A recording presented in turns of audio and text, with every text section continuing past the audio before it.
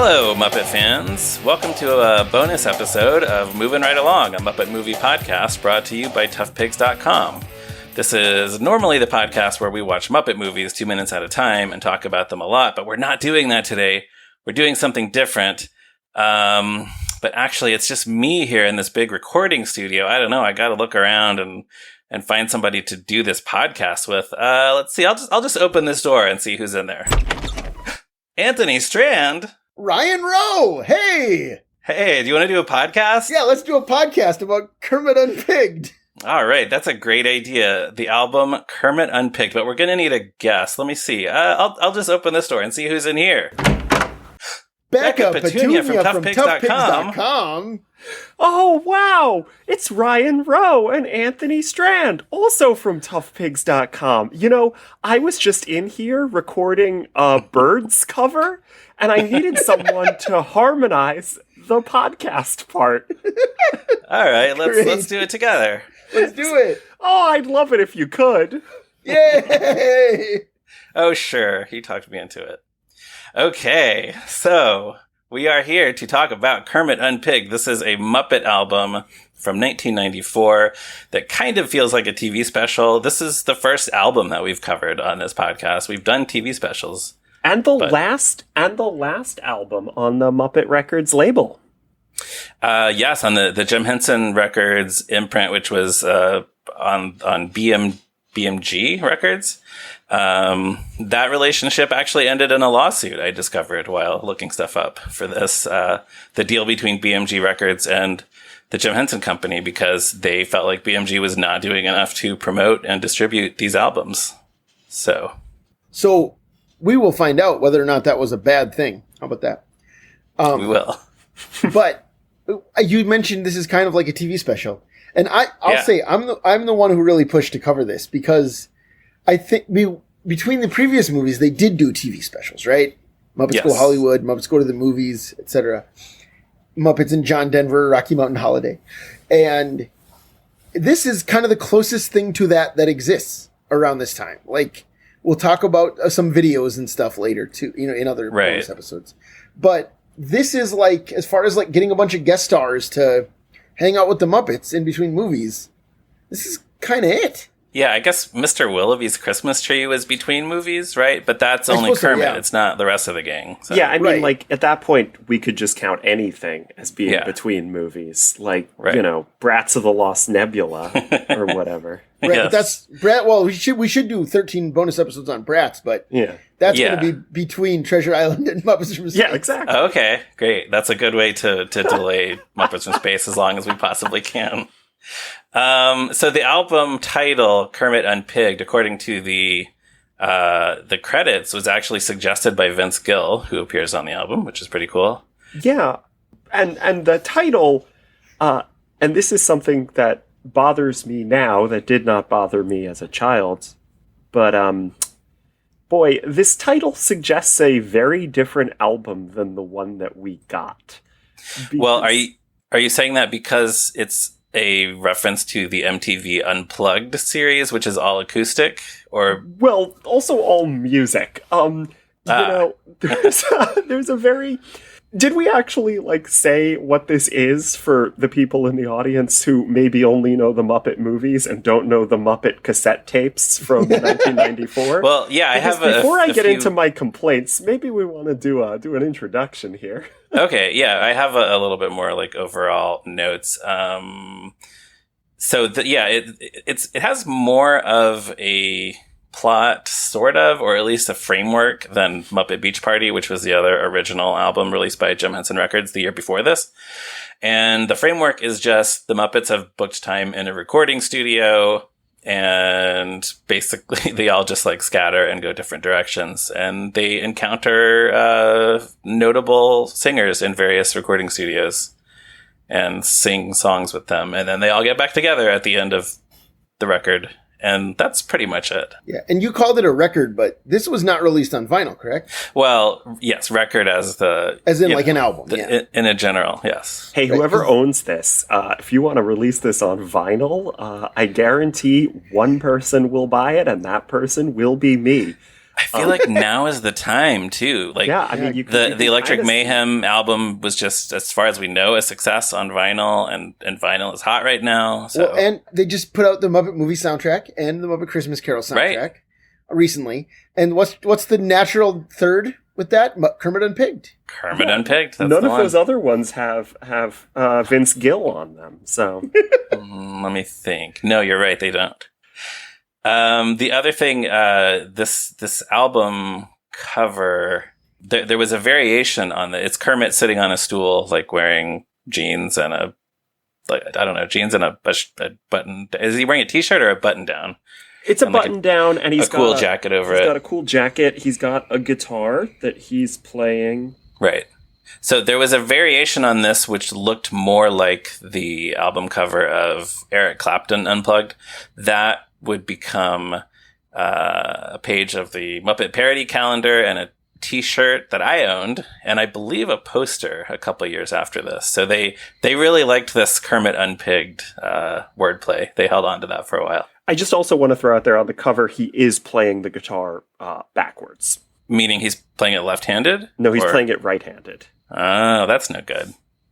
I don't like when they do that. I want them to have attention to detail and make all the Muppets left-handed all the time. Well, I don't know how much attention to detail went into this. So let me start just by asking you guys if I can just ask a question, not to usurp hosting, but you barged into my recording studio where I was performing Birds covers. What is your history with this album? Because let me tell you, this album was in heavy rotation when I was a child. You know, we had this cassette in the car. We would listen to it all the time.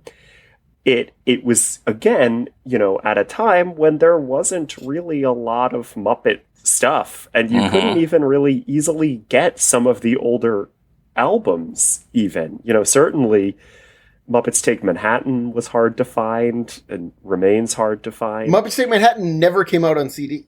I have the cassette over there in my cassette collection. But it came out on vinyl and tape at the time in 84. But it wasn't reissued with the other two in 1993 or whatever that was, you know.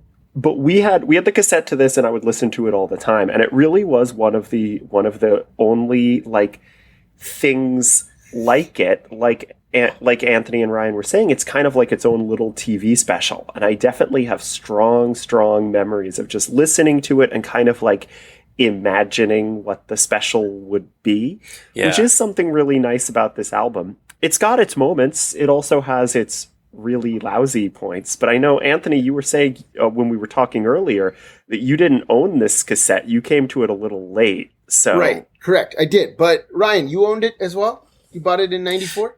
Yeah, I got the cassette tape. Probably at Kmart or Target. I listened to it a lot. I was very into the entire catalog of Jim Henson records. I think I had everything on cassette except the Muppet Babies album for some reason, Rocket to the Stars. I never got my hands on. You didn't want to go round and around and around and around on a merry-go-round. I guess not, because I don't even know that song. Oh, okay. Or I just never found it, because in those days you just had to look in stores to find that, you know, albums that you wanted. But I had everything else, including this, and I listened to this a lot as well. So in those days you had to look in stores to find everything. But a few years later, a revolution happened.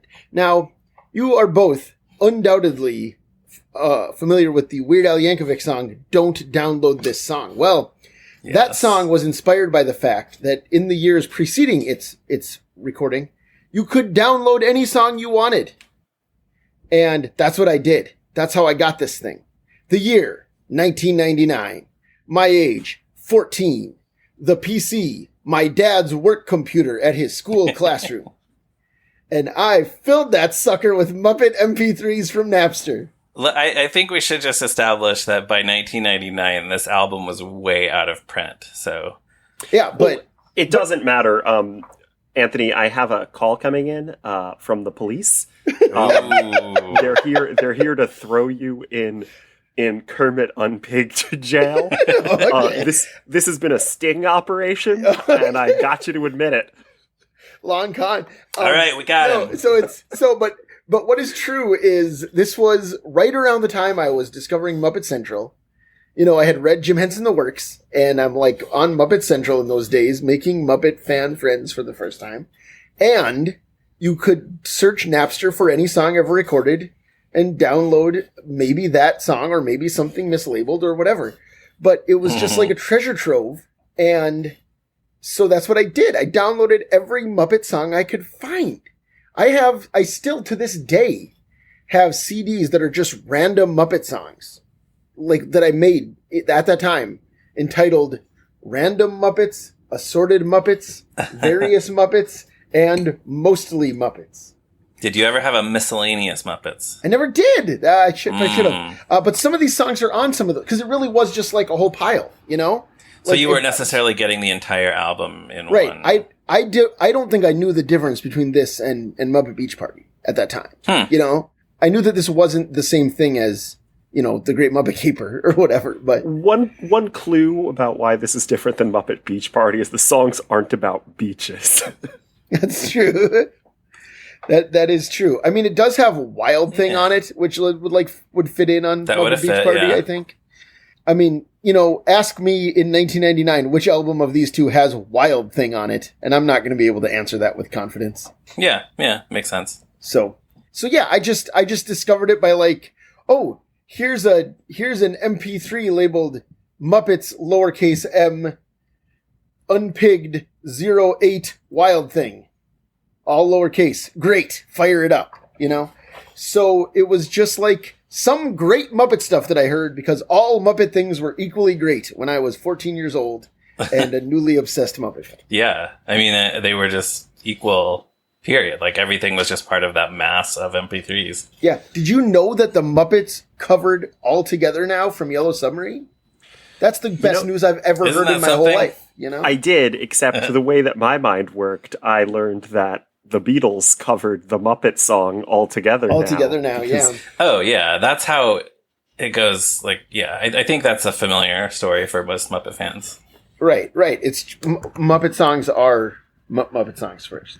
I wrote an article for the Tough Pigs website once with a title that was something like, Every Song I Know I Learned from the Muppets. Mm-hmm. Like from show tunes to old pop songs, etc. It's pretty much the whole point of our friends at Muppeturgy. Yes, yeah. Right. Well, and actually I was thinking about that podcast while taking notes for this, because we're not gonna go into detail about the original artists or songwriters of this and stuff. And it really made me wish that Muppeturgy was going to cover this one, because I know that our friend Christy Bauer would have tons of great information about all of these songs that we are not qualified to share. Well, maybe if this episode of ours stinks, they'll take it upon themselves to do a better one.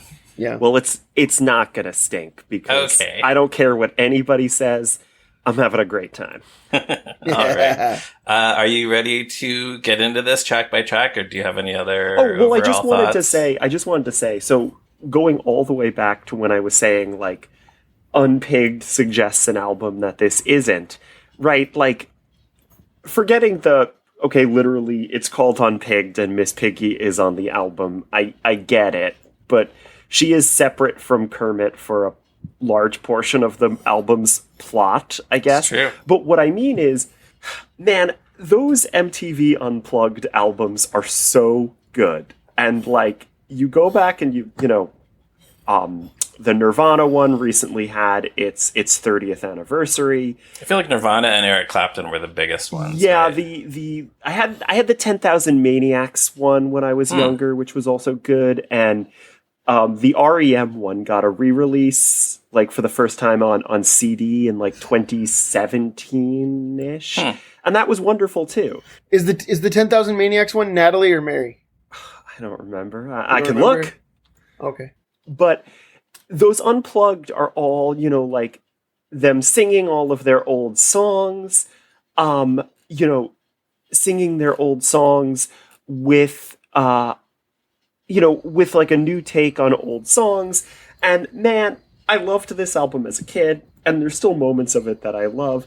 But how great would it be if it was just the Muppets and maybe special guests singing Muppet songs, acoustic and an acoustic version of Can You Picture That? Yeah, sure. That was Floyd and, like, I don't know, Natalie Merchant doing a duet. Can you picture that?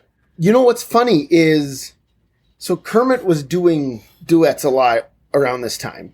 You know, he'd just like pop up he's on the Tony Bennett album.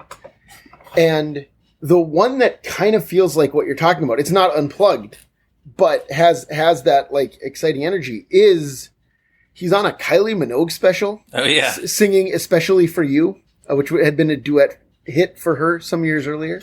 And the crowd goes bananas when she introduces Kermit That's the main thing I remember about that appearance. Yeah, the audience is just like, yeah, they really do go crazy. Right. So when Kermit shows up. All the time we were apart, I thought of you. You were in my heart. My love never changed. I still feel the same. Especially for you.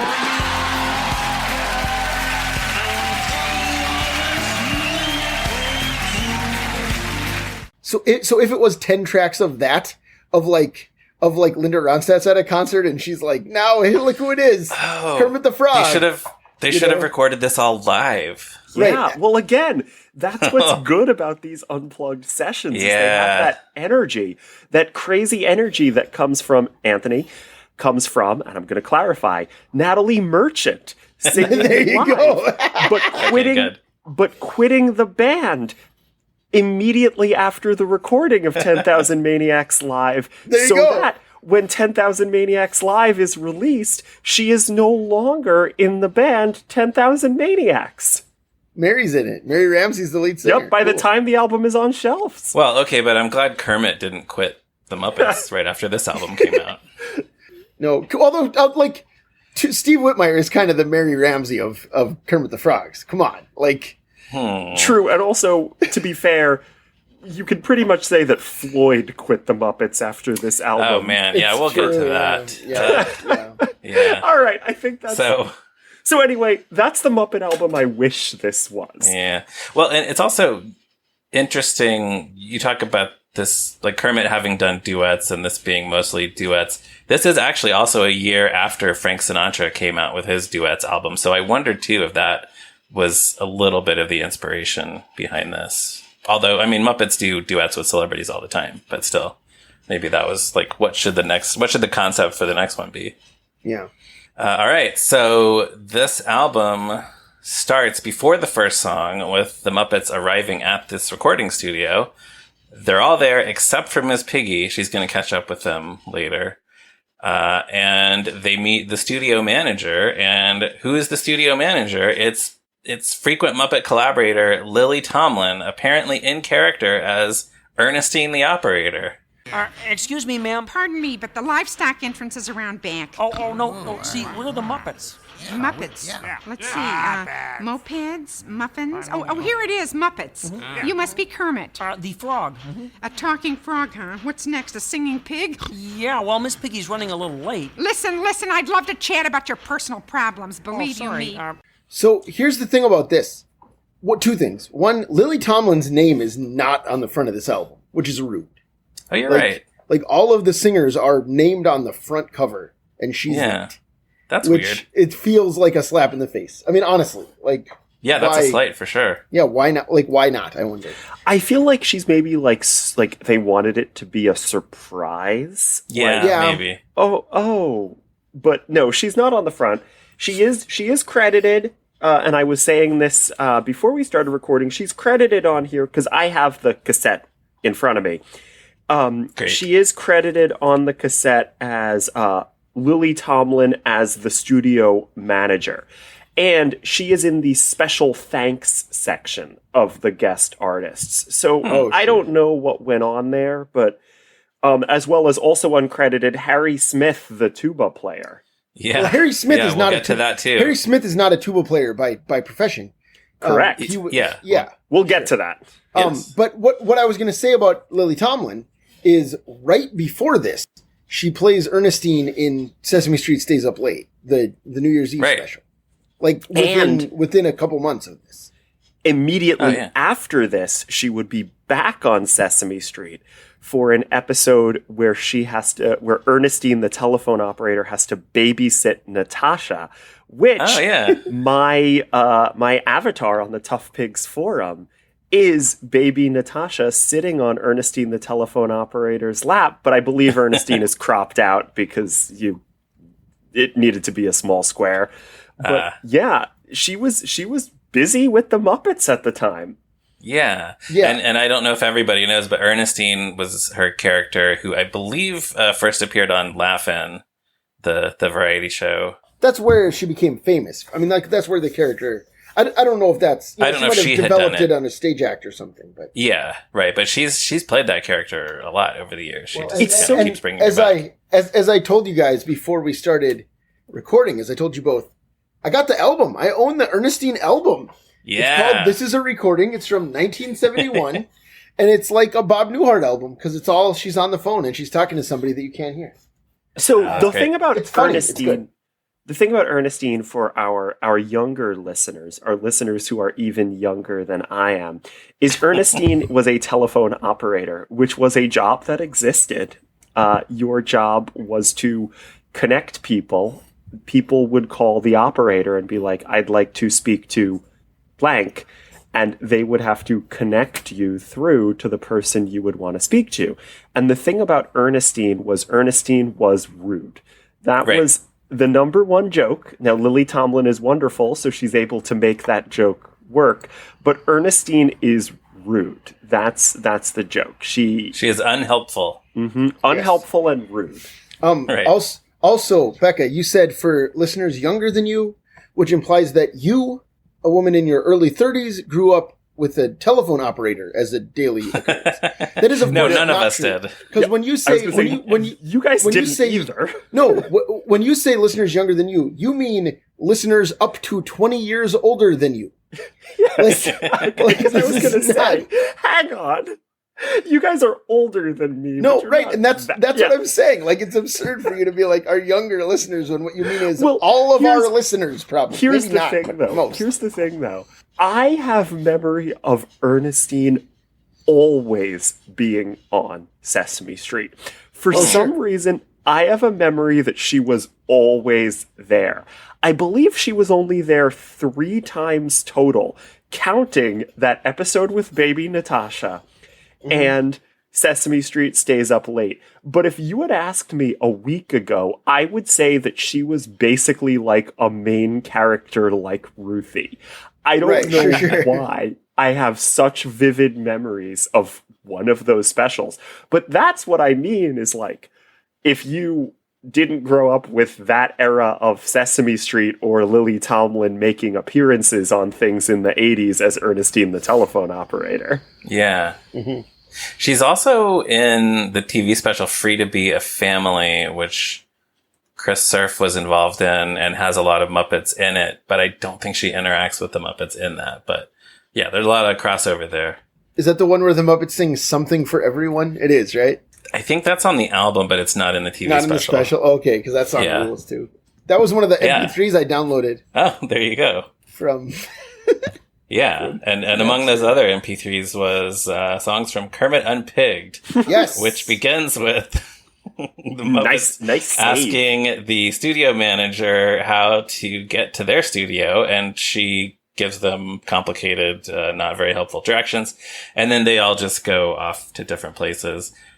There's a lot of like chatter with different characters talking at the same time. I couldn't pick out much of it, but you can hear Gonzo tell Fozzie not to go into the bathroom for some reason. And he makes the same, like, I need to use the Little Bears room that he kind of does in Muppets from Space. Oh.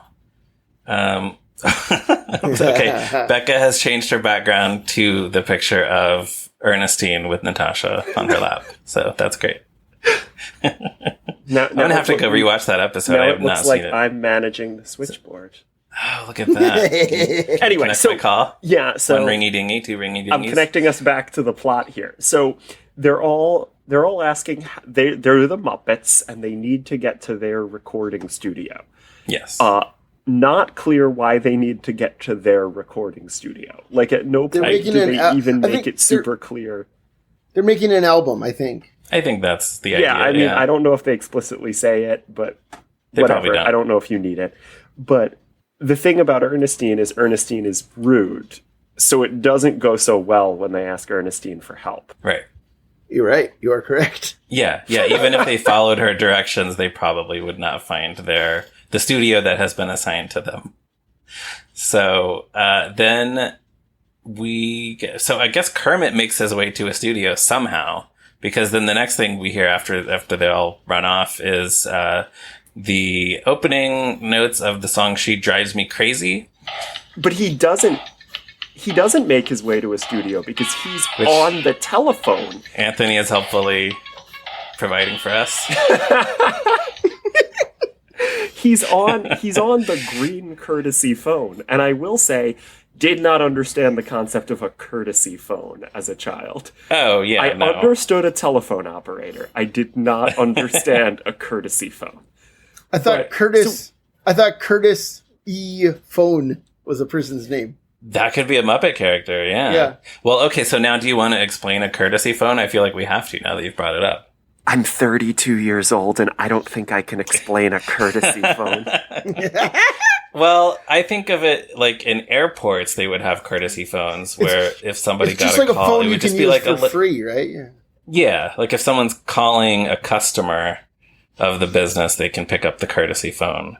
I think that's all it is. I don't know. We'll have people correcting us if we're wrong. Well, so Kermit doesn't make it to a recording studio. This is why the Muppets and Kermit get separated, because Kermit stays behind to answer the phone, and Miss Piggy is on the line, and it just... See, but I've always assumed that he is in a studio and he's about to start recording a song when the phone rings and interrupts him.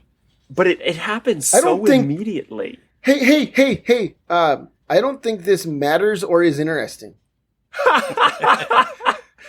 Like, I'm just going to be honest. I agree and disagree with you. It doesn't matter, but it is interesting. Okay.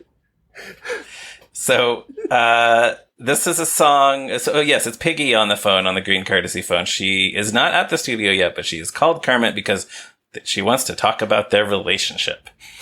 And that goes into the song, She Drives Me Crazy. This was originally recorded by Fine Young Cannibals in 1989. This was a #1 Billboard hit. That is, that makes sense. It's so catchy. Like, it you is can very see catchy. why. It's a fun song. Yeah. I'm going to be honest with you. I think the Muppet version is better. Yeah?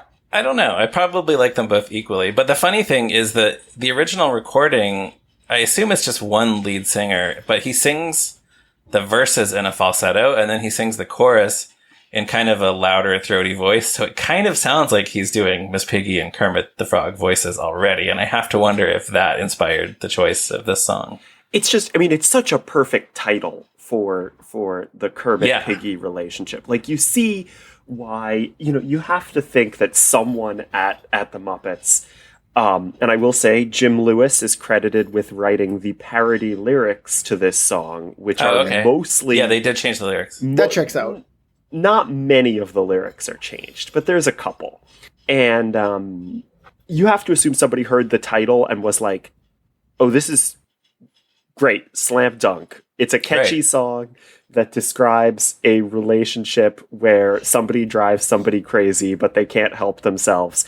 It's Pig of the 90s. We're back. It's Pig of the 90s time again. Yeah. Yeah, you're right. Yeah. Also, we would be, our friend Matthew Soberman would want us to note that Weird Al Yankovic did a parody of this song called She Drives Like Crazy, which is on his UHF album. Not one of his better parodies. Not one of his better parodies. And actually, after listening to this album, Miles was singing She Drives Me Crazy.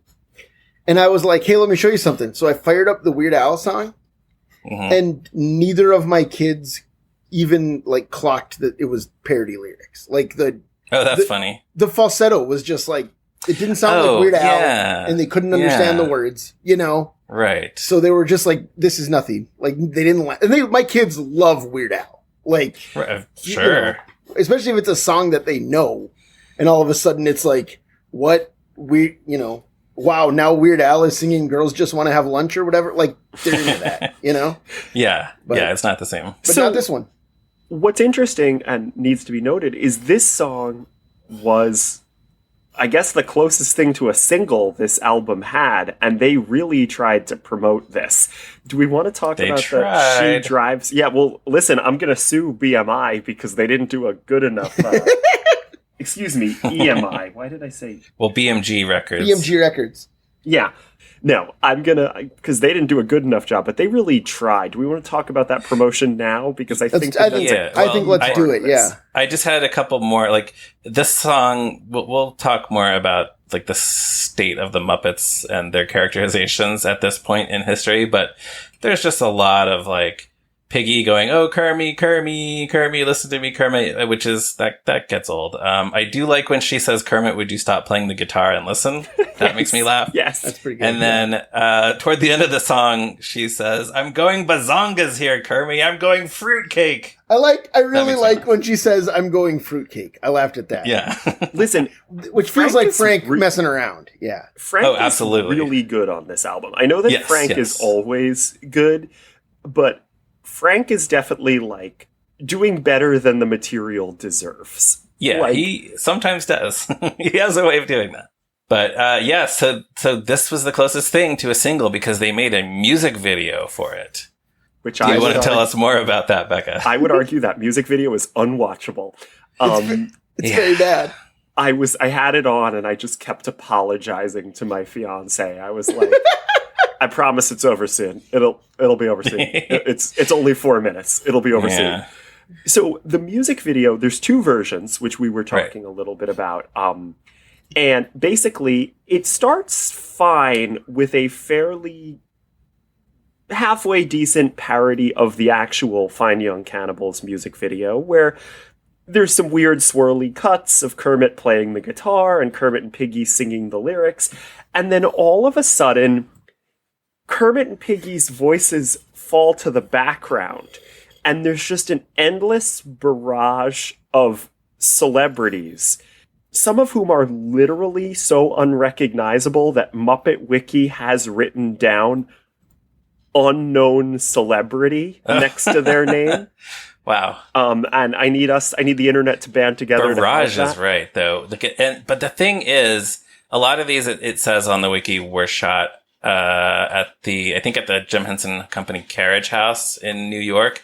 And these people are just standing on a plain white background, which is fine, but also, like, the footage looks kind of grainy and low resolution, like it was shot with a VHS camera. Well, and they're not mic'd. It's just like they have a tape recorder across the room or something, and you can barely hear some of them. Demi Moore and Bruce Willis are literally in a kitchen, and it looks like some of them they couldn't even be bothered to bring them into the kitchen studio of their trailer or something, because it is not like a nice kitchen. Right. Well, and here's why I hate this. Other than the reasons that we've mentioned, is on Sesame Street they were doing this all the time. Mm-hmm. Around this time, right? They did. It definitely feels like a riff on that. They did Put Down the Ducky. They did Monster in the Mirror. They did Sing. Right. I think a few years after this. Later, yeah. But they were doing a lot of them, and those are all fun because the celebrities in them are often on the Sesame Street set, often with Muppets, and always singing a Sesame Street song. That's the key difference. Yeah, this is just a hit song from a few years earlier that is unrelated to the Muppets. I was thinking about that because, like, when you are watching that, you know, the Sesame Street ones, and like Ebert and Siskel show up to sing, you know, a lyric of Monster in the Mirror, they're singing a song that is inherently very silly. And it is silly to see these serious people singing a silly song. This is not a Muppet song. The only thing that makes this funny is that the Muppets are singing it. And then the Muppets aren't singing it because they push Kermit and Piggy's audio all the way to the back. Like, right. Well, and I truly wonder, like, did Paul Reiser even know, or whoever, like, did they tell him, like, this is for a Muppet thing? Or was it just like, hey, sing She Drives Me Crazy? Well, I bet they did. You know what I but mean? Also, there seems to have been no preparation. Like, I bet they're all reading the lyrics from cue cards. Well, And some of them are not, like, they're not keeping up with the tempo of the song. It feels like most of them were just done in one take in 5 minutes, and then they were out. You drive me crazy, and I can't help myself. Leslie Nielsen does a fart machine in this I mean, song. that was kind of his trademark. Right, Yeah, and that's what I'm saying is that's the only fun thing about any of these celebrity cameos. Oh, I see. Is Well, what I- Dennis Leary Conan's having some fun. pushes his nose up and says, "You have a pig nose." Yeah, and he does, and Casey Kasem reads the lyrics like he's doing a dedication on his radio show. Yeah. She drives me crazy. Oh, like no one else. Oh, she drives me crazy, and I can't help myself. Oh, and Kevin Pollak. Like that. Kevin Pollak does. Kevin what Pollak does, he do, does Shatner or his something, lines. right? He does. Oh, Johnny he does Carson. Definitely Johnny Carson, and then I think he does one other impression. But he's like, "She drives me crazy." So and I can't here's help here's myself." the other thing too. I did a round on Hubbawa of, and Ryan, you were there for like, who are the celebrities on Monster in the Mirror on Sesame Street, and like, it was a difficult round. That was in the finale where the games are difficult, but most of them are celebrities who I feel like at least still ring a bell. I was alive in this era, and granted I was young, but I don't know who a lot of these people are, according to Muppet Wiki. Like I said, 5 of them are not even recognizable. And 2 of to any of the editors of the wiki. yeah, to any of the editors of the wiki.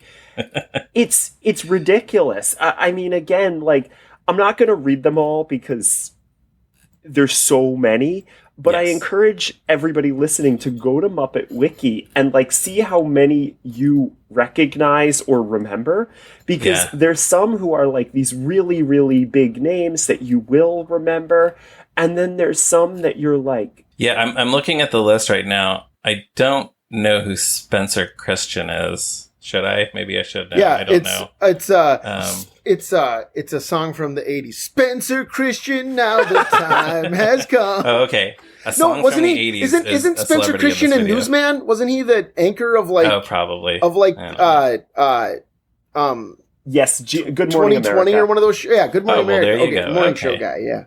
All right, so recognizable to people who were watching. So also interesting, and we are going to get into this, but one of those cameos is Clifford, the Muppet. Yeah.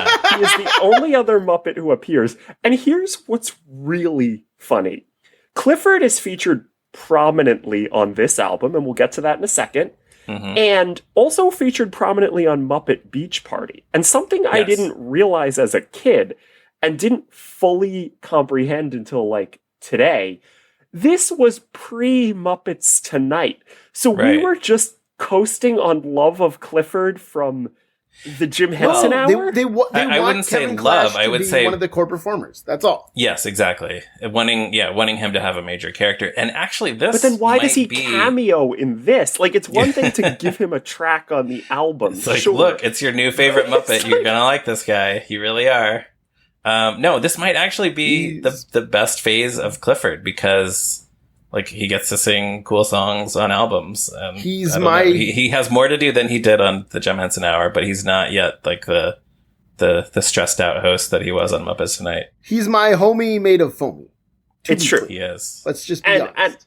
I should stress, I think we'll get there in a second, but like, because it's soon, but like, I think his songs are the better songs on both of these albums. What does he sing on Beach They're Party good. again? Walking on Sunshine. Sunshine. Yeah, that rules. And he sings Surfing USA with Kermit. Okay, that one's Yeah. not as good. I was thinking of Walking on Sunshine. And Under the Boardwalk. Oh yeah. Oh, he sings a lot on that album. Yeah. And so he sang Under the Boardwalk on there, and he sang Up on the Roof on Muppets Tonight. Yes, exactly. And on Broadway, he's stealing Grover's crown of Wait, he's knowing under- about prepositions. He's under and on and up. Wow. Okay, so I will quickly say there was a longer version of this that Yes. our friend Scott at Muppet Wiki posted, And it's even worse because it's longer. It has a not funny framing narrative where where SAG president Fran Drescher. Topical. Yes. Yeah, where it'll still be topical whenever this releases, I'm sure. Sadly, True, yes. Yeah. Where SAG president Fran Drescher says we made a music video for you, and then is it John? She's like the record label executive. It's John Landis, yeah.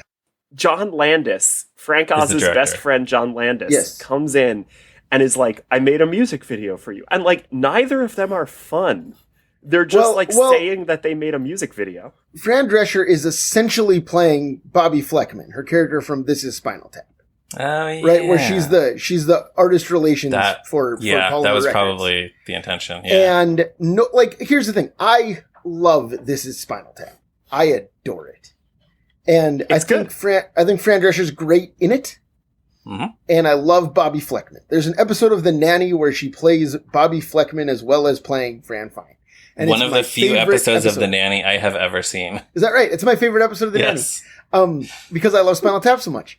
And this also should have made me think about Spinal Tap and therefore be excited. And it's just not very good. And she doesn't do anything funny in it. I think Fran's a delight, but she doesn't do anything funny in this. And then John Landis comes in and puts a tape in the VCR, and Kermit and Piggy watch their music video, and all the celebrities pop up, and it just keeps cutting back to Piggy being like, "Who is this? Why did you cut away from me? Why am I not on the screen?" Which is what Who's that I'm person?" wondering too. Right. Miss Piggy is all of us in those moments, but so that's not great. And Becca's background is now Demi Moore and Bruce Willis in their kitchen wearing captain's hats, singing "She Drives Me Crazy." Okay, well, so that was track one. Oh God. Okay. Well, there's more to say about that one than the other. That was the one that we would have the most to say about. Any other thoughts on "She Drives Me Crazy" before we move on? I like it after all the negative things that we have to say. The song is fine, and yes. yes, there's a little bit of just Kermit and Piggy just going, "Oh Kermit, oh Piggy, oh Kermit, oh Piggy." Oh, Piggy, But, Kermit. I don't know. Yeah. I think it is one of the highlights of the album. Yeah, I think it's That's fun. I don't know. true. Yeah, I think it's fun. I think most of this, for all that we're probably going to dwell on the negative here, I think most of this album is pleasant. Oh, yeah, I should make that clear. I do enjoy this album. I think it is fun to listen to. Yeah. We're thinking about it critically, and it's a podcast, so we feel like we have to be snarky. So, But it would be better if it was fun. like Nirvana Unplugged and just, Gonzo came on stage with a guitar and sang, Mr. Polly. Yeah, that's on Nirvana Unplugged. I didn't know it was a Nirvana Unplugged cover. No, cover. it's not. It's not. Oh. It's not. It shouldn't be. That would be bad. Yes, it would. It would be terrible. So the second track is Daydream. She Drives Me Crazy ends with Piggy hanging up on Kermit, and then out of nowhere, the second track starts with a voice saying, "Kermit the Frog," and Kermit says, "Vince Gill." Vince Gill! This is a theme on the album, and it's why we opened the episode this way. Characters and celebrities just shouting each other's name. And admittedly, when there's no video, you need that. Right? Right. But yeah, it's not how anybody actually talks. But you know what, though? People always talk about how, characters always address each other by name. People address each other by name all the time. You It's addressed true. me, true, Becca. yes. I just addressed you by name to make it clear I was talking to you and not Ryan. And earlier in this episode, you addressed me by name in the middle of a sentence to warn me that you were going to tell me which lead singer of a 10,000 Maniacs is on that Unplugged album. It's not. People act like addressing someone by name is this artificial thing. People do it all the time.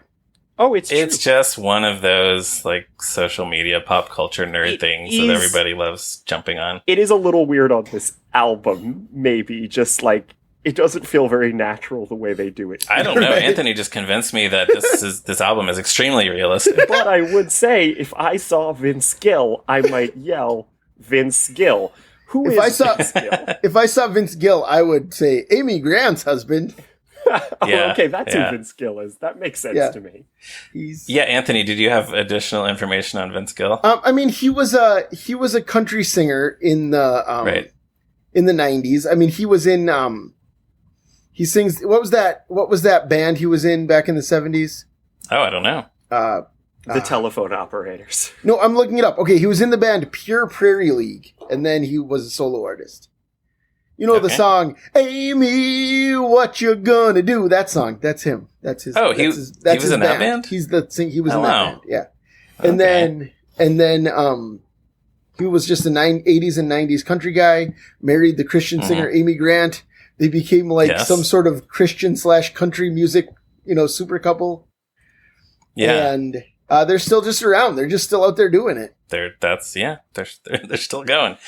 So Vince Gill is sympathetic to Kermit's problems with Piggy, and he suggests just sitting back and letting the world pass by. And they sing the song Daydream, which was originally a hit for the Lovin' Spoonful. Yes. One of my mom's favorite bands. I should nice. I should say this album has. This is a nice song, but this feels like a good time to bring this up.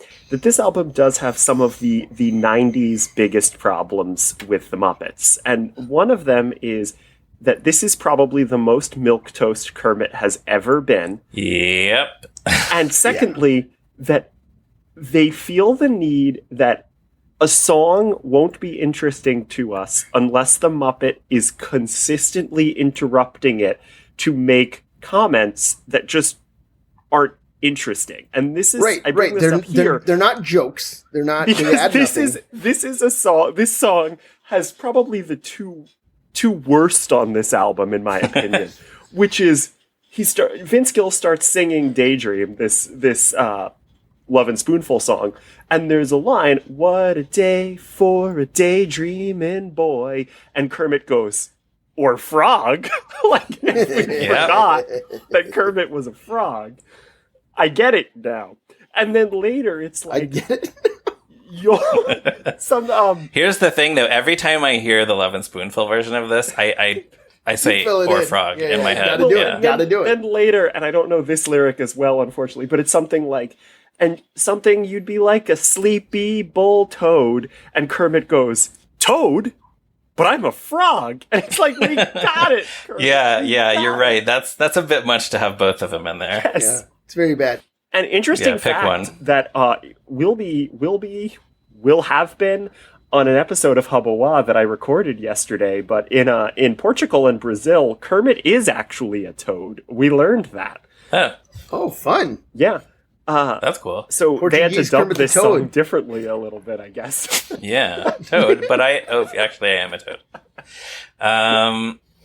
So one thing I want to mention, I am curious whether all or some, or probably some, but maybe not all, of these songs were recorded with the Muppet performers and the singers in the same space at the same time, because it's very common for artists to do these kinds of duet tracks just in separate studios and then they're combined later. This one, I would believe that they were in the same place. I don't know. There's something maybe a little more natural on this one. Yeah.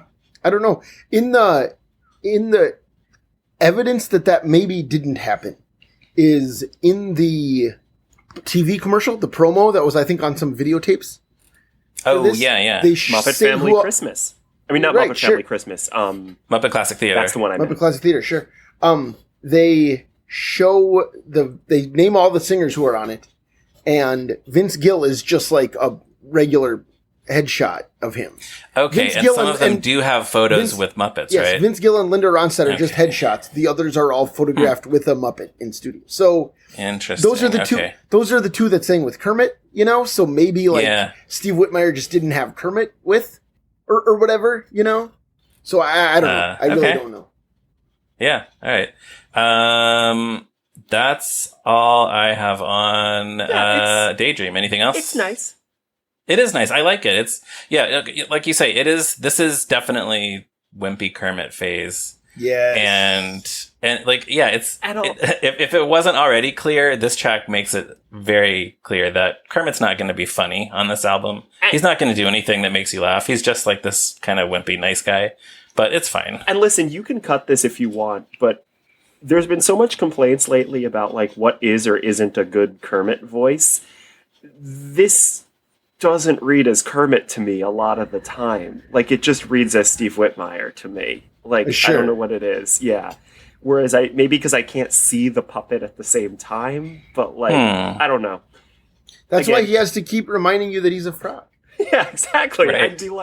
I'd be like, what is? I don't know. What kind of animal, what kind of creature is singing right now? I was trying to think of another Steve Whitmire character who this might sound like. What is Stinky the Skunk doing here? Yeah.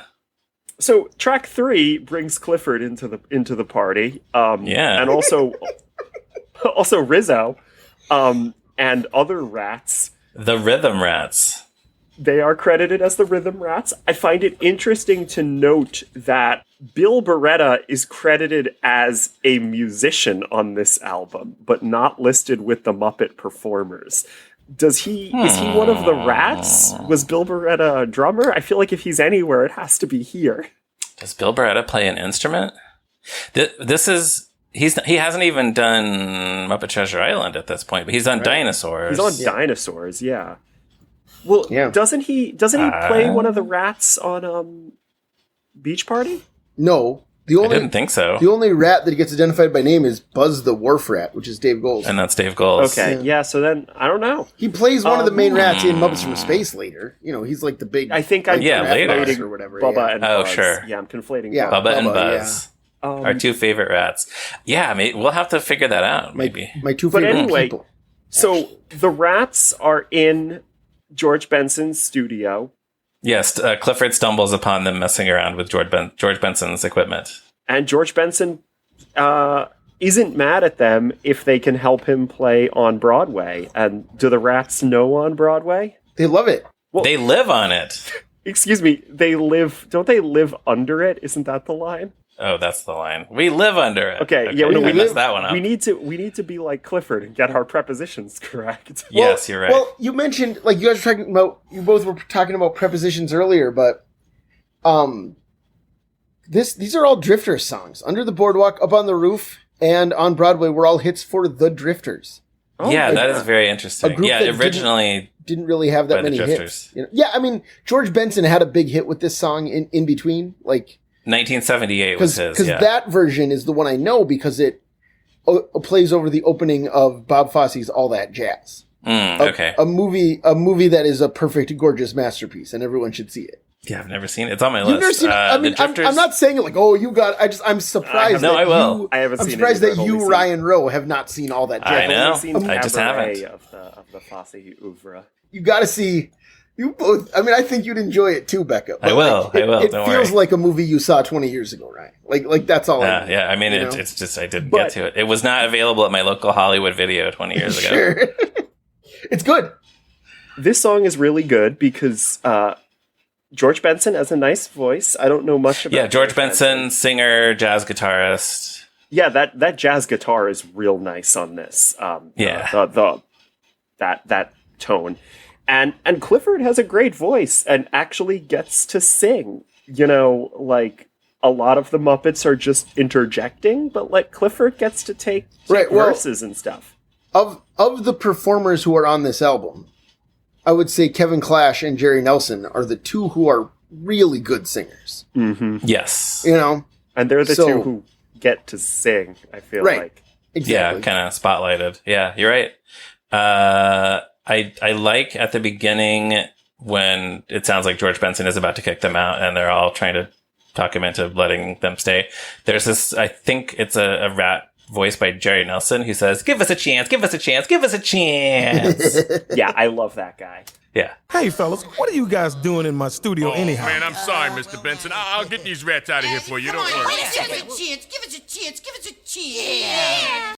And then I know we said we're not going to like go into all the songwriters of all these various songs, but it's worth noting that this song has 4 credited writers. 2 of them are Jerry Lieber and Mike Stoller, who wrote a million rock and roll hits. But the other 2 are Barry Mann and Cynthia while, or Whale, I've never been sure how her name was pronounced, but those two would go on to write the songs for Muppet Treasure Island a couple of years after this. And that's why we got to figure out before we start next season how you pronounce. Oh, yeah, we're going to be saying her name a lot. Well, so. I just want to mention real quick. So another thing I didn't know about when I first listened to this album was Greyhound buses, because obviously I was not allowed to take buses as a 3-year-old or whatever. So I thought, after hearing all of those frog puns, I thought that Clifford was saying he was going to catch a Greyhound bus because Clifford was supposed to be a greyhound. And for years, I labored under the assumption that Clifford was a greyhound, the dog. Okay. And I would say I was probably in my teens when I realized that Clifford was not a greyhound. No, I can see it, though. If you had said you thought he was a Saint Bernard, then I would be like, oh, that's silly. Face. But I could see him as a greyhound, yeah. And here's the thing, like, you know, a frog would take a frog bus and a greyhound would take a greyhound bus. Yeah, exactly. Sure, of course. Makes perfect sense. And the homie made of foamy would take a homie made of foamy bus. That's the bus he actually takes. True. Yes. Mm-hmm. But yeah, this is a really good one, I think. Toward the end, when George Benson is playing the guitar, he starts scatting, and Clifford is kind of chuckling appreciatively. I like that stuff a lot.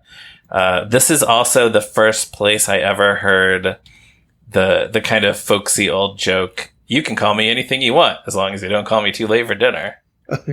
Yeah. My dad said the first time I heard that was at age 6 minutes when my dad said it to me for the first of 4 million times. Yeah. Yeah, he says that one. He loves that one. Yeah. Well, for some reason, Clifford asks George Benson, you don't mind if I call you George? Which I don't know why he would, because that's his name. But then that's the response. Maybe he wants to be called Mr. Benson. You ever think about that?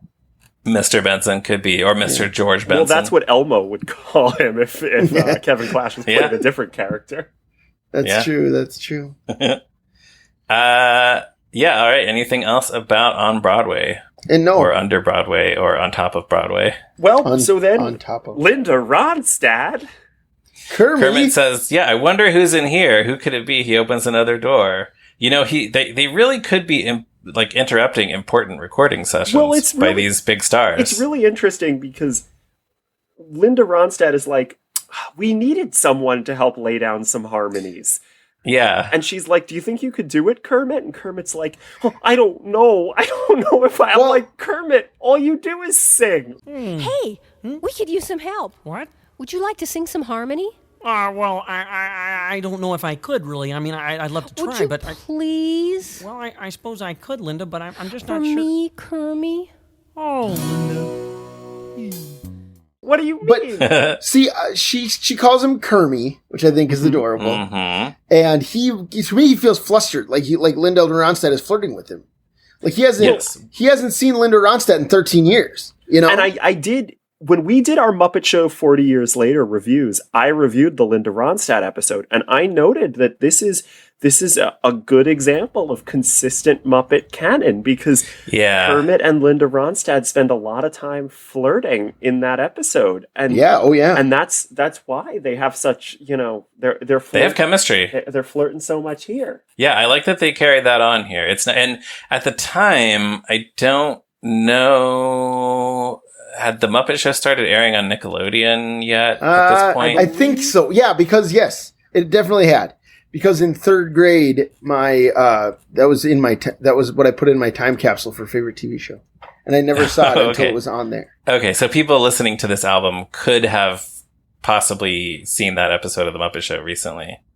Oh yeah, there's Anthony's background now. Kermit looking. Gazing at Linda Ronstadt. I think they're singing in that. Yep. Oh, and Becca's background now. Linda Ronstadt singing. Is it the Shoop Shoop song? Yeah, it is the Shoop Shoop song. Yeah, because it's Whatnots. Yeah, with Janice and some Whatnots. Because she I love that version when she rips into does he? It's it rules. So she tears the roof off the Muppet Theater. Linda Ronstadt episode of the Muppet Show. It's fun. This song is fine. I don't know. I don't love this one. So just after his hesitation and her, please for me, Kermit, he does agree to sing the harmony. They sing "All I Have to Do Is Dream." This was a hit for the Everly Brothers in 1958. Just so you may have noticed, most of these songs not so recent. "She Drives Me Crazy" was the newest song. I think they covered on this probably album. blew all of their music budget on "She Drives Me Crazy," and we're like, I don't know, but it's it's pretty. It's nice. I mean, Steve Whitmire as Kermit does do really good harmonies. It's a good duet. And I should point out another great example of milquetoast Kermit, that he just spends most of the time just going responding to everything. But also another great example of Kermit needs to remind us he's a frog, because Linda Ronstadt sings the lyric, "When I feel blue," and then Kermit goes, "or green," because he just wants to make us remember that that's what color a frog is. Yeah, and in that case, that has nothing to do with the lyrics. When I feel green, when you feel green, that you're about to throw up. Doesn't mean you're sad. Yeah, Kermit. Kermit. Okay. Get out of here. Yeah, this one I would not be surprised if they were not recording together in the same studio. I assume the banter is scripted. But it's, it's cute. And then at the end of the song, it sounds like Linda Ronstadt kisses Kermit. And then they keep going, bye-bye, oh, bye, bye, bye, bye-bye, until it fades out. It's very sweet. It's like two people going, you hang up first. No, you hang up first. Yeah, it is. They just don't want to part ways. One of the highlights of the album is "Born to Be Wild," which is the next track. I love this one. Yeah, well, this happens after Miss Piggy arrives at the studio.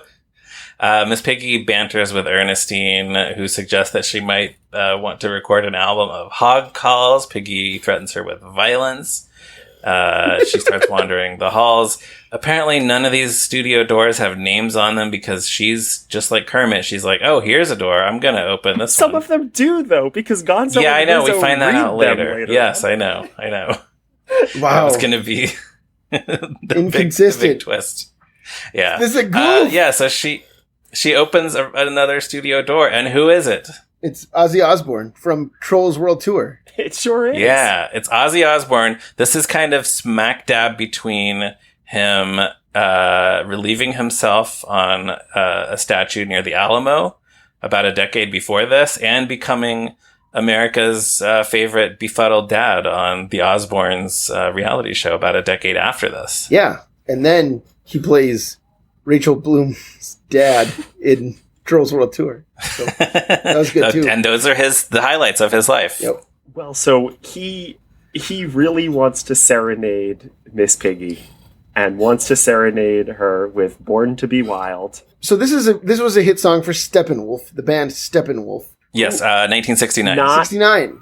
Not the Justice League villain Steppenwolf. He never recorded "Born to Be Wild." And also not the acting school. Yes. But yes. But I always thought it was weird that he doesn't sing one of his own hits. Like, he could sing Crazy Train with Miss Piggy. Like, why not? Yeah. George Benson does on George Broadway. Benson is the only one who does that. Yeah. Yeah. Right. Well, yeah, but Piggy is at first, her reaction is, Ozzy Osbourne, boy, did I open the wrong door. She's about to leave, but he just kind of keeps yelling at her until she decides to stay. He's like, we're gonna rock! Right. And she says, oh, you're gonna sing to me? And he says, yeah, me and you. What does that mean? Means that he's gonna sing to her and he's gonna sing to himself? Or he thinks that she and him are gonna sing to her? Or what does that mean? He's Ozzy Osbourne. He doesn't know, yeah. Yeah, you're right. He has no idea what's going on. This one, I am fairly certain, was not recorded with Frank Oz in the same studio as Ozzy Osbourne, because it's really just Ozzy singing Born to Be Wild and Piggy reacting to it. Which I know I said I hated, but I think this one is really funny because, again, I think just Frank Oz's better at doing the reacting to a song that's going on than the other performers are. Yes. I think that manages to save it, and how Piggy goes through like disgust into like complete like in love with Ozzy Osbourne and the song. Oh, it gets weird. It gets by halfway through, she's saying like, "Oh, Ozzy, yes, Ozzy." Yeah, it's like intense.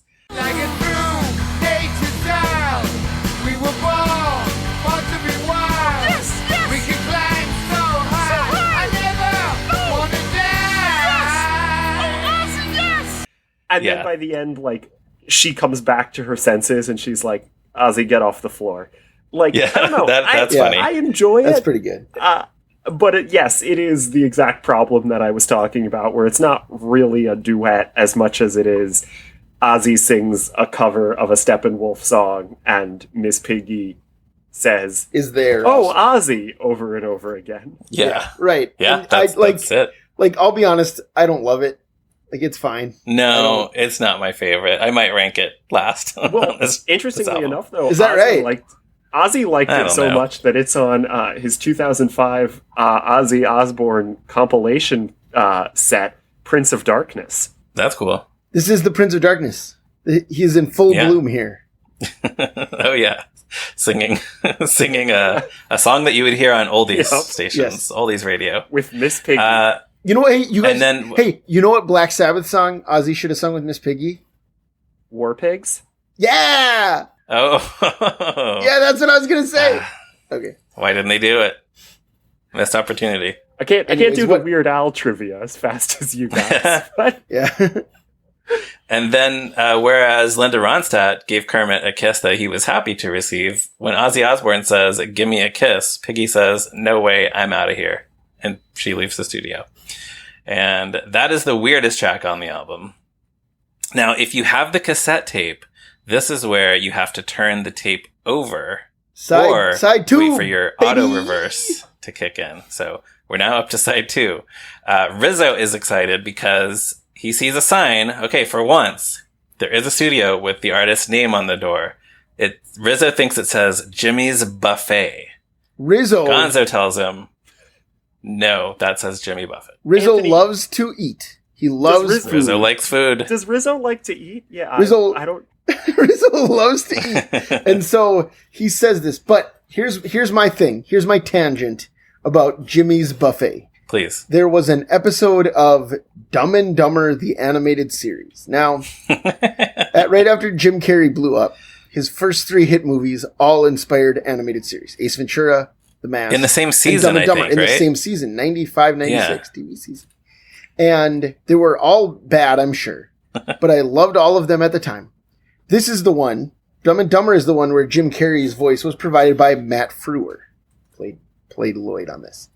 And there's an episode where they see a sign that says 99-cent buffet.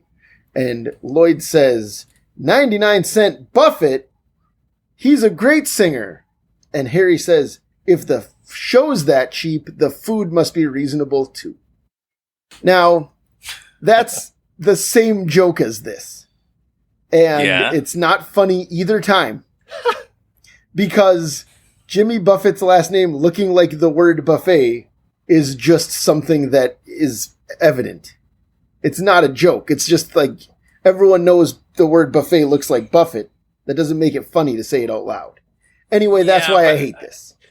Okay, but I think I don't think, I would not judge it so harshly as just like a 10-second, not even 10-second, a 5-second way to introduce this track on the album. Also, Anthony, you need to remember Rizzo loves food.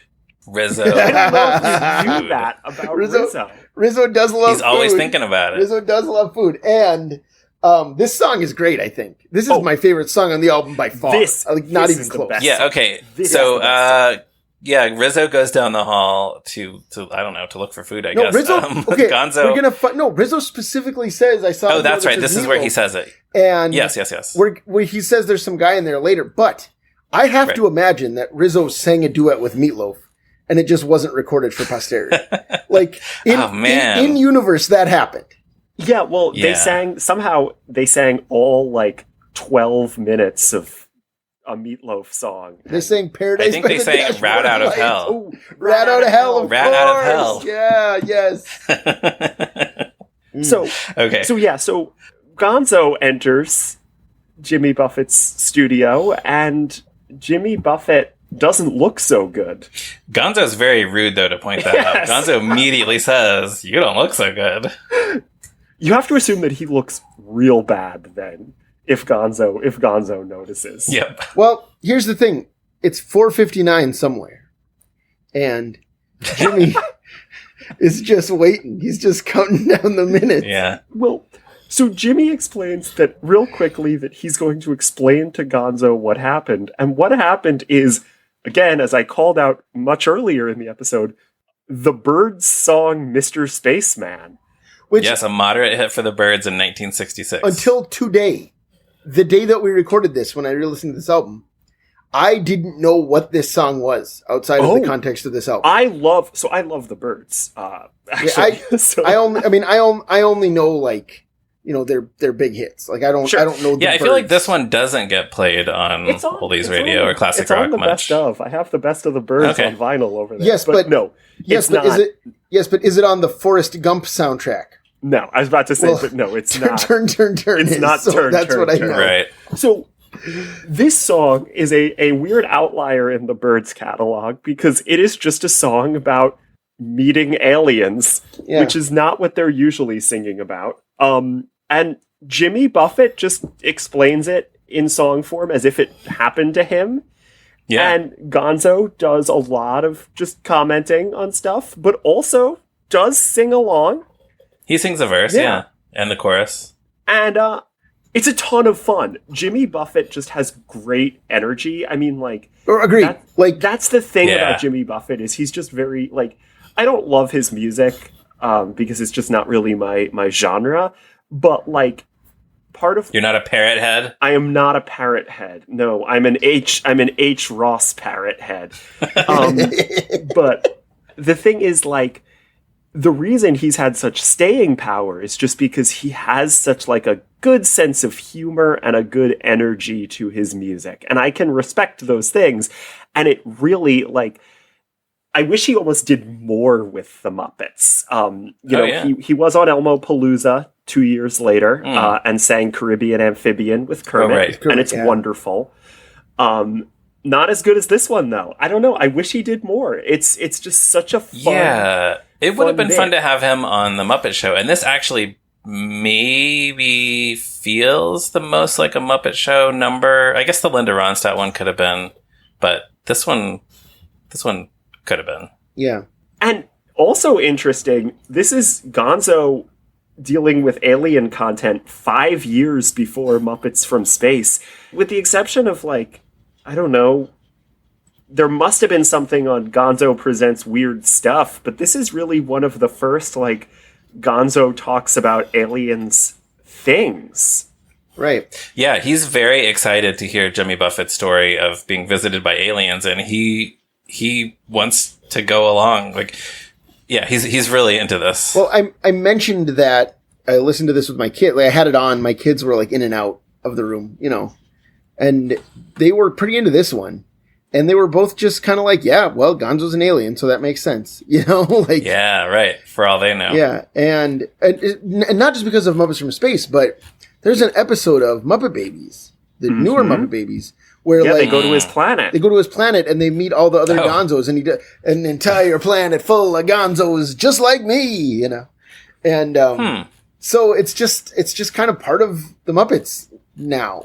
Okay. You know, in a way that, like, when Muppets from Space came out, it was very controversial and still is among some fans. Came out of nowhere. Well, I like the phrasing. I know you're right, but I like the phrasing of, like, you know, that very controversial movie, Muppets from Space. Among a very like small you said, you do know that I'm portion right. of the population. Like, I do. It's just... Yeah. So Rizzo comes back to report that there's a spaceship outside. Jimmy Buffett jumps on board. Gonzo wants to go, but Rizzo reminds him that he has to be here for the end of the album. Does he really? Couldn't Gonzo just get on that spaceship and fly away? Nobody would really miss him. I mean, they would miss him, but he doesn't have to be on that track. All the other Muppets are singing on that song. They would definitely miss him. When he doesn't show up for a Halloween party, Kermit just keeps calling him to say how sad he is. Yeah. But he could always come back. I mean, Jimmy Buffett, we know Jimmy Buffett did not just go to outer space and stay on some planet out there. Or do we?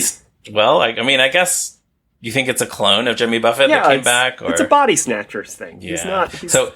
So there's now like Margaritavilles on other planets and stars all over I hope so. the galaxy. Margaritaville restaurants. Anyway. Yeah, so then Gonzo says, hey, Rizzo, is there any of that meatloaf left? And Rizzo says, nah, there was some big guy in there. I guess he ate it all. Some big guy. Anthony, better or worse than Jimmy's buffet? Because I feel like this might be worse than Jimmy's buffet. Both bad. Like, here. Well, I would say this is worse because it's so, like, Meatloaf's name sounding like meatloaf is just his name on purpose. Right. He named himself after food. Right. Meatloaf's name being but Meatloaf's name being meatloaf is the same as the word buffet looking like Buffett. Like, they're not. But that's Jimmy Buffett's real name. Right, but both of these are bad, is all I'm saying. Like, it's not. Yeah, not, and I'm saying meatloaf is worse. Neither of them is a joke. The Muppets used to make jokes. We used to build things in this country, Ryan. And those things were jokes about the Muppets that were mostly written in another country. That's true. What do they call meatloaf? Do they have some funny name for meatloaf in the UK? They call it Bein' Green. Okay. Track 8 on this album. Okay, so it's track 7 only, but here's the thing. I'm not like the number one Eagles fan, but I enjoy the Eagles. Okay, I enjoy Don Henley's solo work. When Boys of Summer comes on, I'm singing along with it every time. All right, sure, very loudly and very enthusiastically. know that is true as background. This recording of Bein' Green is the worst thing any Muppet has ever been involved in. It's so bad. Thank you. Thank you, Anthony. This is already a slow song, and they slow it down for no reason, and it's unbearable. Like, it feels like it's 17 minutes long.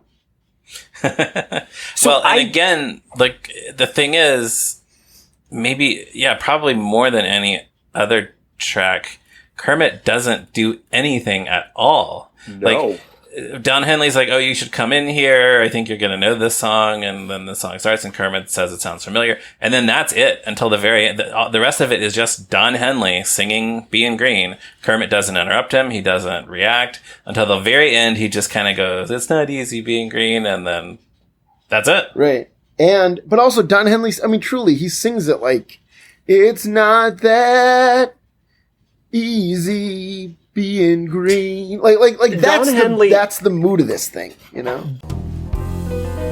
I know it's not that easy being green. It seems you blend in with so many other ordinary things. Don Henley just wanted to see if he could write a song that perform a song that felt more brutally long than Hotel California does. And he didn't succeed. This is shorter than Hotel California. I think Hotel California is infinitely better than this recording. Like, oh, yes. Well, I don't like the Eagles, and I don't really like Don Henley, with one exception that I'm curious if you two know. Mm-hmm. There's only one way I'll take my Don Henley, and it's when he is voicing a country Tennessee bear, of course. The Bear. Bear. Tennessee the Bear in the Henson production of The Country Bears, the movie. And So I like to just close my eyes and pretend that this is Tennessee the Bear serenading Kermit, and then I can do it. So you prefer him as a bear rather than an eagle or a frog? Yeah, and I even got my Tennessee right here. Ah, there he is. There he is. Look at that. Amazing. Yeah. So would you say that you prefer the version of the song sung by Thurl Ravenscroft on the 1970 album Rubber Ducky and Other Songs from Sesame Street to this version of the song? I didn't hear that one. Yeah, I've never heard that.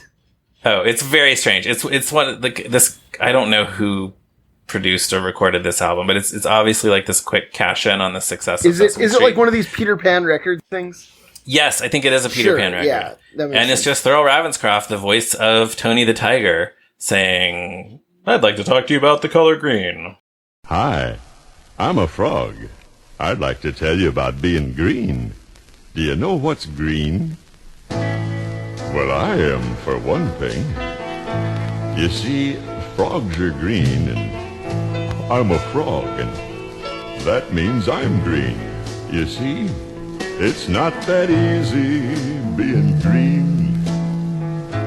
And then he sings "Being Green," and it's very strange. It's not. I didn't realize that Tony the Tiger was voiced by a frog this whole time. Maybe Thurl Ravenscroft was actually a frog. Yeah. Okay, so "Being Green," not great. Anything else? Well, that track. No, I don't like it.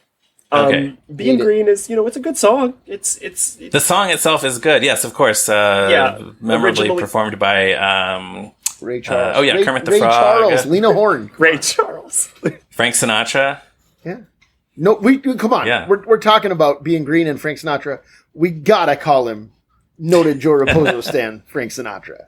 We mentioned Muppeturgy earlier in this episode. Yeah. We can't let that pass. This is how we know he's noted Joe Raposo. That is how it happened. Yeah. That's how it started, exactly. yeah. So next track is where all of a sudden this album takes a wild swerve and forgets the premise that this is about Muppets and celebrities. And now for 2 tracks, this is about Kermit and Jerry Nelson. And it's for two better for it, I think. Correct. Right. So, now Kermit is playing the ukulele and singing an unplugged version of Wild Thing, that song best known as a hit for the Trogs in 1966. Right. Animal once did an abbreviated version of Wild Thing on The Muppet Show.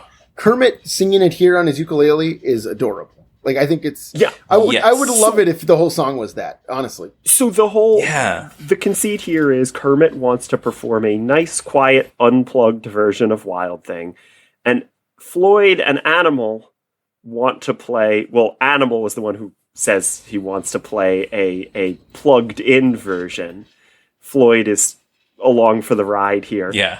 And it's kind of like this sort of like duel between like this quiet, unplugged ukulele version of Wild Thing and Floyd and Animal's like really psychedelic version of Wild Thing, which is also wonderful. Yeah, I think it rules. I think this is so fun.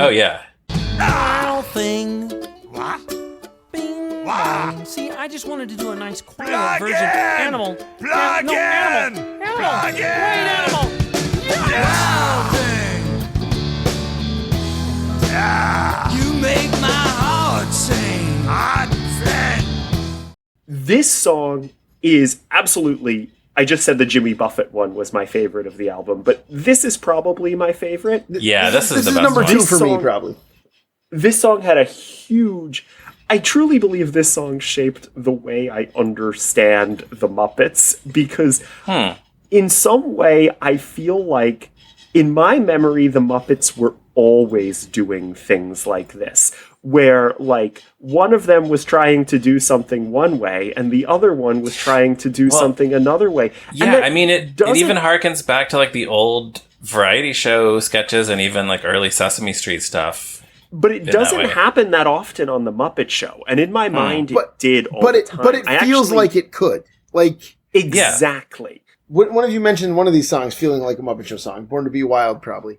No, a Spaceman. But it's okay. Mr. Spaceman. Sure, yeah, makes sense. Oh yeah. But I think this one feels like this could be like a the guest star wants to do one thing and animals messing it up or whatever kind of thing. When I was getting into Muppet fan art, which, as you guys might know, was basically my way into the Muppet community that would eventually lead to me, I don't know, being here. But when I started doing and posting Muppet fan art in like the late aughts, one of the first pieces I remember like being really proud of was I drew a picture, and I will try to find it if you want to put it in the show notes. I drew a picture of like Kermit trying to play Wild Thing and Animal being really loud and screaming, "Plug in!" Because, like, this is, like, what I thought of as, like, one of the quintessential Muppet moments, because I loved Kermit Unpigged and this track so much. I could see that. Yeah, it's great. Yeah. And it is, you know, I complain about Kermit being wimpy, but just the cute Kermit version of the song where he's like, "Wild thing, bum bum, bing bong." But that is just so much fun. But also, I think Kermit just wanting, like, obviously normally he plays a banjo. Roger Ebert would have been thrilled to hear that Kermit plays the ukulele on this, much like he does in the Muppet movie, according to Roger Ebert. Yes, but I think that Kermit just wanted to, like, hang out and play the song is like that has more personality than anything else Kermit does on this album. Right? Yes, you're right. Yes, he's doing something. He has motivation. It feels a little bit like Kermit liking sort of, again, almost like traditional variety show type performances rather than just Kermit is a wimp. To me, it's more like, I agree. Yeah, it's almost like he's doing things like on Sam and Friends, you know? Yeah, when exactly. they lip sync to old school, you know, records. But then every time Floyd commandeers the song back, it's so cool because Jerry Nelson sounds great on this song. He does. So, like I alluded to earlier, Jerry Nelson is like doing so good as Floyd here, and this was basically like the last, honestly, one of the last times we ever really heard Jerry's Floyd. Yeah. Right. He has one line in Muppet Treasure Island. I think he has, but no, he doesn't even have a line in Muppets from Space. And like, he's not on Muppets Tonight at all, even though Jerry was there. He's very prominently featured visually in the Garth Brooks episode. Right, but he doesn't say anything. Yeah. Mm-hmm. So this is like weirdly like Jerry's Floyd's farewell, even though Jerry would stick with the Muppets. Well, but he's in one of the years. No, but he's in one of those Odyssey commercials, Muppetisms. Oh yeah. Sometimes the frog just gotta get funky. I don't mean like how can you forget it? I mean like he did do something else. Yeah. It would be more poetic if this was the end, right? But it's, you know. Yeah. Muppets Party Cruise, he does host a pinball minigame called Floyd's Pink Balls. That is a bizarre name for a game. And is that really what it's called? Pretty sure. Floyd's Pink Balls? I thought it was, I want to say Spinball. Oh, you're right. It's Spinball. Okay, so here's the thing. The audio track is called Floyd's Pink Balls. The song that plays during it, because I managed to find the composer's website had posted the audio files of all of the songs. I had this saved to my iPod years ago. That's great. So the game is called Spinball, but the composer called the song Floyd's Pink Balls. But anyway, yeah. And it's great. And this is lovely. And Floyd is great. And I don't understand why Jerry's Floyd didn't stick around. Yeah. Why couldn't they? I mean, I think because the thing where the rest of the Mayhem weren't around so much, but why couldn't they have just done more stuff like this for him? Why not on Muppets Tonight? Right, but I think, but I think you just said it. Like, I think that's why. Dr. Teeth and Janice both are silent. Zoot was always kind of silent anyway. Frank isn't around that much.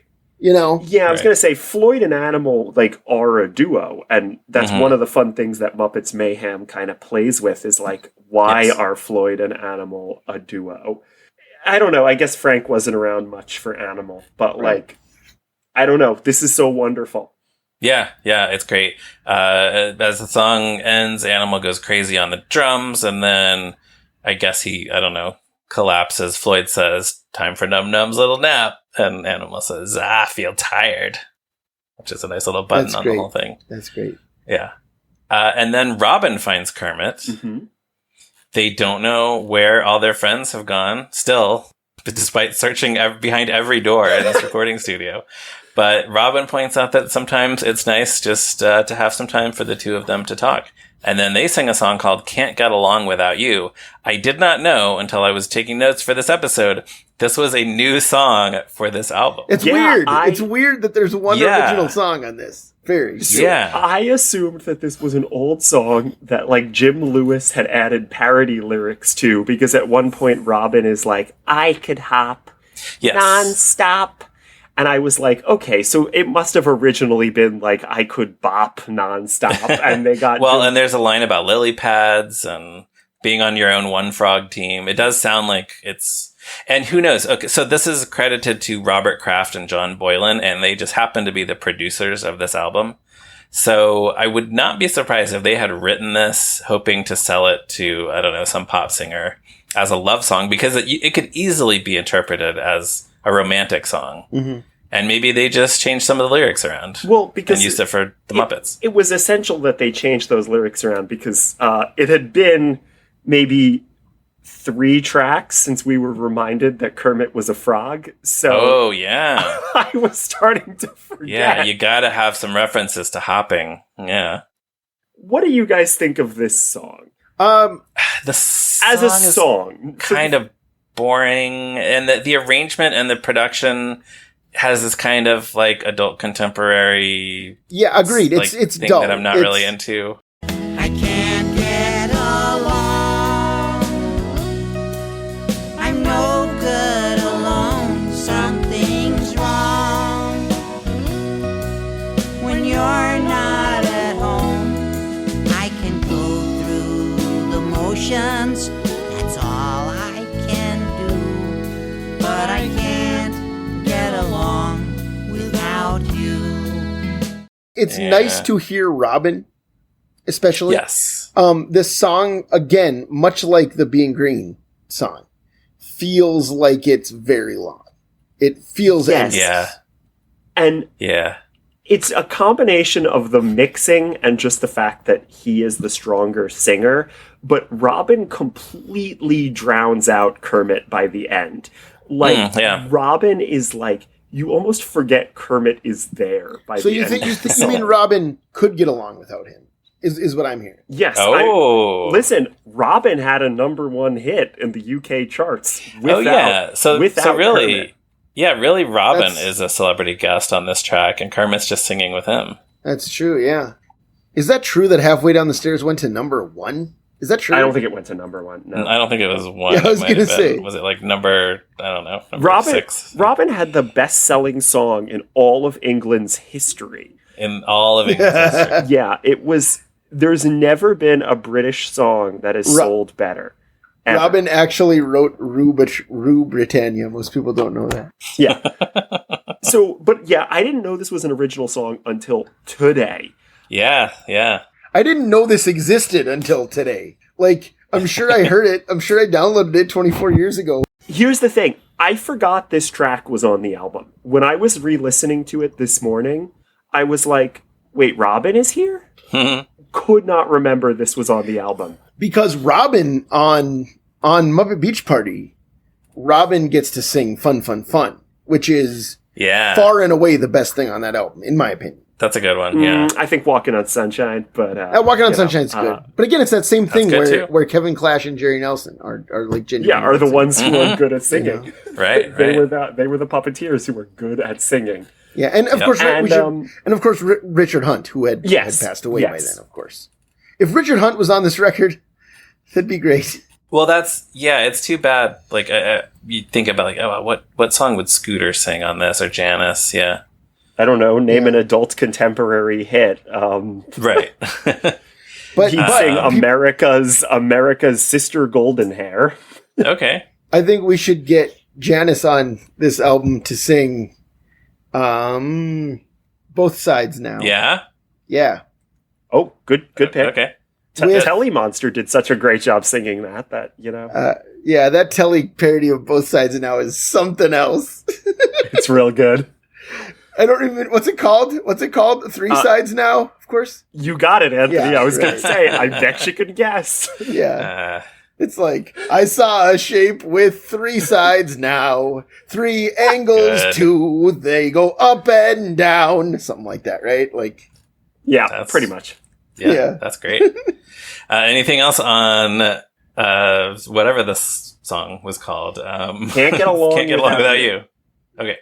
Then that brings us to the final track. Somehow, we don't know how. We didn't get to hear it. We don't find out. All the Muppets have found each other again. They've all gotten back together. And Kermit and Piggy are no longer fighting. Right, yeah. They seem to be cool right quote-unquote now. Yeah. plot that this album sets up has entirely been resolved while Kermit and Robin were singing. Yeah. Yeah, there's not even... Yeah, you might think there would be another song where like Piggy comes in to the studio and finds Kermit and they get a duet and they reconcile. Yeah, at least there should be a scene where they all arrive at the same studio. Like, yeah, you would think like they're all hanging out by the vending machine or something, Yeah. and they all show up at the same time. But Kermit's just like, well, here we are. Yeah, and I think he says we're all together now, and then they sing all together now. They sing "We're All in This Together" from High School Musical. You know, I'm kind of surprised they haven't at this point. Yeah, right. A Beatles song that appeared in the movie Yellow Submarine in 1968. Wikipedia, or possibly the Muppet Wiki, described this as a skiffle song. And this was also performed, by the way, on Sesame Street by some Anything Muppets in the weird days of the first season when they were covering a lot of pop songs. It's like an Anything Muppet mom and dad and the puppet who would later become Betty Lou. They did this song. This is a good choice for a Muppet group song. It's very jaunty, and they each get, like, there's so many just short rhyming lines, so a bunch of characters get different lines to sing. Right. Sail the ship, jump the tree, skip the rope, look at me. Everybody ready? All together now. All together now. All together now. All together now. All together now. All together now. All together now. All together now. This one is definitely one that I always, up until, and I know I mentioned this, but up until I got into the Beatles when I was older, I truly believe this was a Muppet song. And it's not even on any of the Beatles albums, Well, right? it's on Yellow Submarine. It's on the Yellow Submarine. Correct, but like that's sort of soundtrack. Yeah, but that's Yellow not Submarine, really an album. Yellow Submarine only has 4 original songs on it, but Correct. like canonically, it's one of the 13 Beatle albums. You know, like Right. Yeah, but the point is though, like, it wasn't one of the Beatles songs that would like get radio play or like, no, you know, I had a copy of the White Album and Abbey Road and all that, but it wasn't like on those. Right. Well, so do you both know about John Lennon dismissively called Obla Di Obla Da? You'll have to bleep me out, Ryan, but he dismissed it as Paul's granny. And this feels like one of the things he was thinking of when he said that, right? It's like this and Penny Lane and, you know, when I'm 64. Yeah. Yeah, exactly. It's credited to Lennon and McCartney. By this point in the band's history, I have no doubt that this was almost exclusively Paul McCartney writing this song. And I was going to say, it's Paul, like you mentioned, skiffle. Like, it's Paul trying to do a kind of like British vaudeville sing-along kind of number. It isn't really a song, like, with the good songwriting that we know and love from the Beatles. You know what I mean? Like, right. No, it's a bunch of rhyming lines. Like I said, it's fun, but it doesn't aspire to much. Well, all of those silly Paul McCartney songs, I love. I love every single one of them. I love them too. I know John Lennon and George Harrison despise them. Yeah, yes. I love them. Maxwell Silverhammer. Yes, great. All great. Yeah. Every single one of them I love. Yes, and I agree. This is no exception. You know, like the original Beatles version is fun. This is fun. Yeah. Miss Piggy says, H-I-J Kerm, I love you. Yep. Which is stealing Clifford's bit, because Clifford's going to call him Kerm later on, but here Piggy does it. This is where Clifford learns it. He was like, well, Piggy can call him Kerm, then so can I. They do censor a lyric here. The original song has a line, "Can I bring my friend to bed?" And this becomes Robin singing, "Do I have to go to bed?" That's pretty good. He does, because the album's over. Sorry, kid, you got to go to bed. And I also noticed that this, I think, is truly an unplugged song. I believe the only instruments are an acoustic guitar, a ukulele, drums, a clarinet, and a tuba.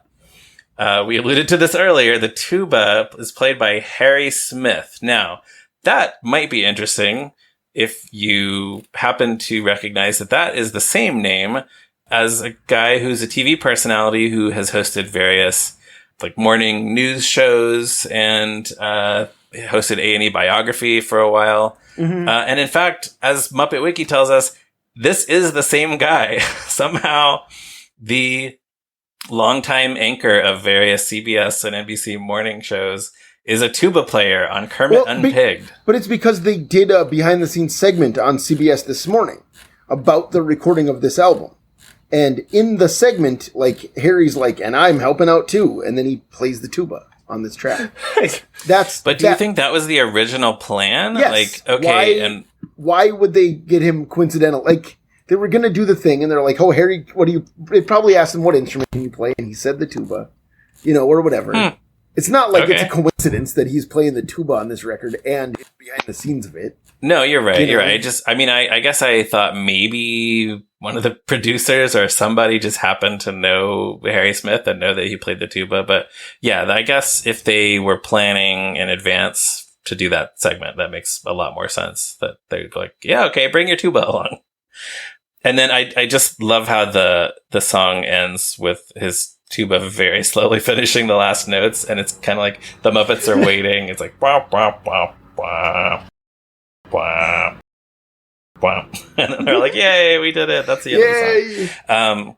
Also, though, this song is the only time on the album that Fozzie and Bunsen and Beaker get to sing. Right. Bunsen and Beaker, I don't think you can even hear at the beginning. I think maybe a little bit in the chatter. Maybe not Beaker even. Maybe just Bunsen. I'm not sure. Well, and Bunsen, other than the lyrics in this song, Dave Goelz only plays Gonzo on the one track, other than this song. Like, Dave Goelz is barely in this thing. There's no Beauregard music or whatever. Too bad. Well, what is interesting, speaking of Dave Goelz, is that Statler and Waldorf are not on this album at all. Right. Yeah. Oh, now that seems like... And they weren't on Beach Party either. Yeah. This seems like a perfect place to have Statler and Waldorf make a joke at the very end of the album, though, about how terrible the album was. Yeah, but instead we get a couple of lines of dialogue trying to patch things up. Piggy is mad that the album is called Kermit Unpigged. Now, Kermit Piggy says unpigged means sans pig, mitout pig. That's what she says, right? Yes. Kermit, now, could we talk about this? The record is called Unpigged, and I certainly know you wouldn't want to hurt me more. But you see, when you say unpigged, it means sans pig and mitout pig. And that hurts me, and I know if I said unfrogged, it would hurt you too. Now, I certainly don't mean that to you in the future. What does that mean? Yeah. What does mitout mean? Like, all my life, ever since I heard this in 1999, I assumed it was like French or something, but I was Googling it today. Is it not German, or is it like German English? Like, I Googled like mitout without, mitout meaning sans, mitout meaning without. I don't think it's a word. I think it's just Frank talking. Oh, I always assumed it was like the way that Piggy blends French and English, that she was blending German and English, but no? No, I don't know what it is. I think it's maybe without, but he swallows the line pronunciation and they just didn't retake it.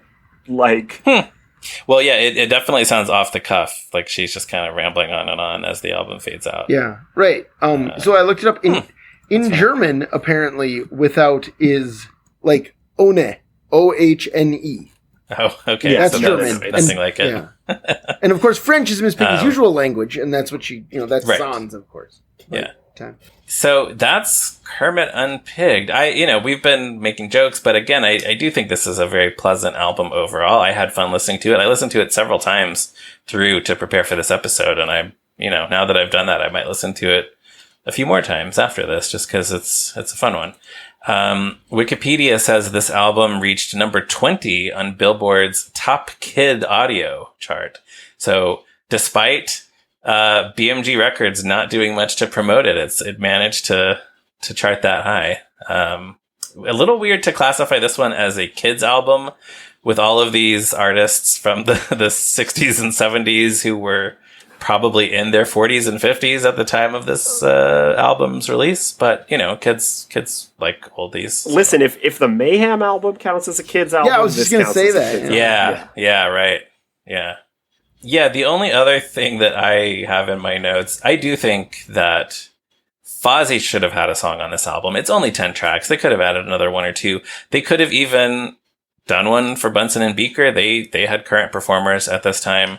My proposal, considering the time span of the artists and the songs who mostly appear on this album, I think they should have had Fozzie sing the ABBA song Honey Honey as a duet with Olivia Newton-John, and they would have had Fozzie make a bunch of jokes about how bears love honey. Good. And they could have done the whole thing like on the Raquel Welch episode of The Muppet Show, where he starts out nervous and then becomes more confident as the song goes on. That would have been a lot of fun. Are you proposing that Olivia Newton-John should have called him sexational? That's what Raquel Welch does. I would maybe not go that far.